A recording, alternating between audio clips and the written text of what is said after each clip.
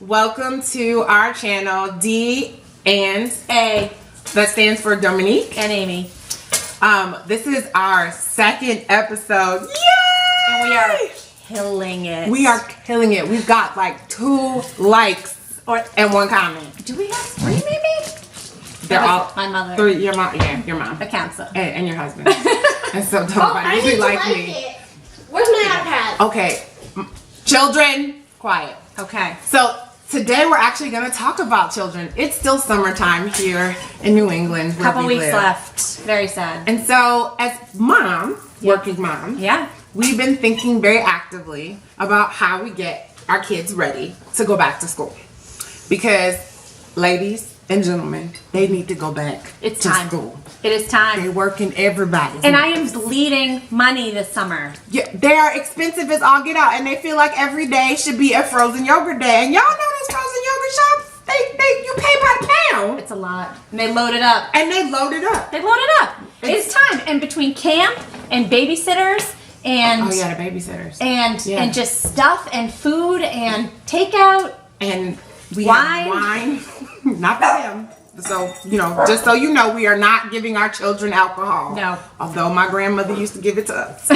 Would explain a lot about my cousin. Anyway, we consume more wine when they're home because you somehow have to bring it down. But actually, the reason why we have wine in glasses today is because we are celebrating going back to school. It's exciting.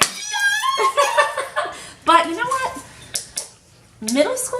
I'm not ready. And I have one that's my guy gets up at 6 o'clock in the morning. Good, he can get out the house sooner. I know. That means I gotta get up. You need to teach him how to make his own breakfast. I know. Okay, but seriously, moms and dads, we need to talk about what are some tips and tricks for preparing your kids to be able to get up early. Yep. So a couple things we do in our house that helps, especially because we have 2 working people, is on Sunday nights we call Run the Books, right? And we compare calendars to make sure that every day of the week we are covered on who's driving who to sports, what activities are at school, which one of us are traveling. And so by Sunday night we are completely prepared and there's no surprises. It helps a lot. How does that work?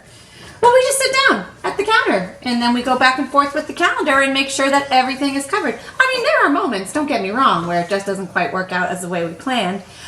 But most of the time it helps. It helps to get you ready for the week. Okay, so I totally love the Run the Books idea. I'm a single mother, so I would be running the books with myself. But I actually appreciate the fact that just doing the prep before the week begins. Yep. So you're prepared. So let's also talk about how we potentially can get the kids prepared for having to get themselves ready for school in the coming year. So one of the things that we try to adopt in our household is we try to work on some shifting from the summer sleep schedule. Y'all all know what that is, right? Where they wake up at like 10:30, 11 o'clock, 12 o'clock and call it breakfast. Yeah, that time.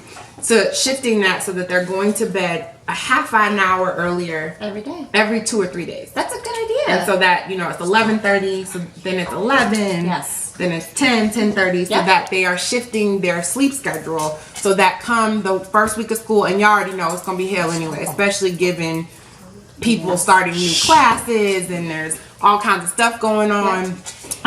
Just making sure that they've gotten enough sleep because my children are evil if they're tired. Very. Yeah. They're exhausted. The other thing that works in our house too is we get in a habit where when they get home from school, they hang out for a few minutes and they do their homework right away. Because I don't know about your kids, but if it's 6, 7 o'clock at night and my kids are just starting to do homework, there's not a lot of good things happening. So they're tired. Let's talk about could they get some homework? No, I'm just playing. Like one child has lots of homework. One child, they seem to have lots of time in school to do homework, and that's a whole different conversation. So we actually have to sometimes create work at home so that we aren't on the iPads, iPods, PS4s. I think that's a parental violation. You can't make up homework.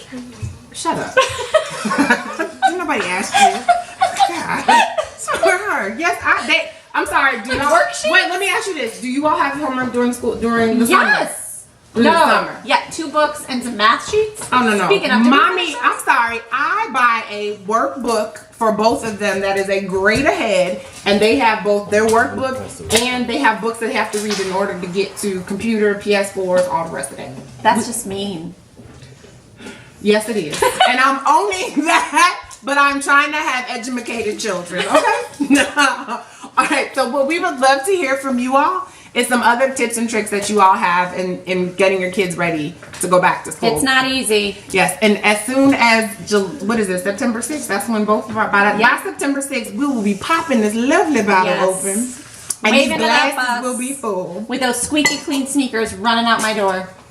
Let's not even talk about it, because you know one of my children wears a size 14. And he's in It's a big school. shoe. You know, and they don't even make that size in regular stores anymore. No, It's gotta like, be sold. I can't. So y'all need to like and subscribe. She needs some sneakers. Because I need some sneaker money. Some size 14. Some size 14 sneaker money. What's that? All right. So Have a good one. Thank you for checking in for your daily dose of D&A. Bye.